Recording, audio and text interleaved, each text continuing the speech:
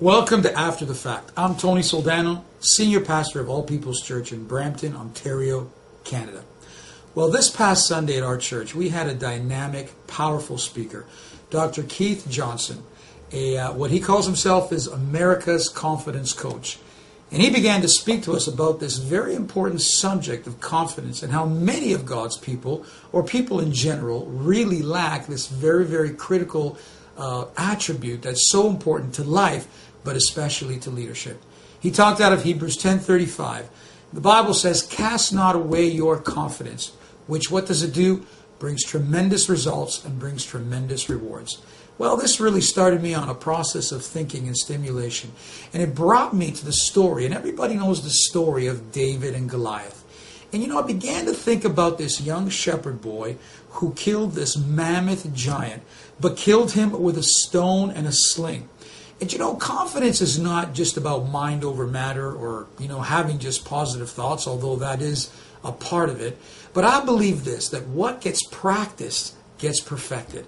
And so here we have this story that everybody knows about, and this young shepherd boy who attacked this giant both with faith in God, but also with a confidence in his ability. I want you to notice that David's weapon of choice was a sling and 5 smooth stones that he picked from the river. This tells me this wasn't the first time that David used a sling and a stone. Out in the fields, out at nighttime, out in the day, the Bible tells us that lions and bears sometimes came out to attack the sheep, and how David would fend them off.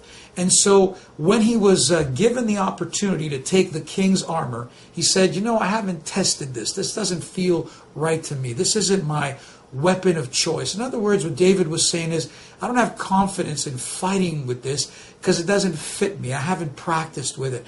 And so what did David go to? He went to something he had confidence in, his sling and 5 smooth stones. And maybe he thought in his mind, wow, with a giant like that and a head that size, I can't miss. So I want to encourage you today, and I want to tell you that having confidence is also about practicing.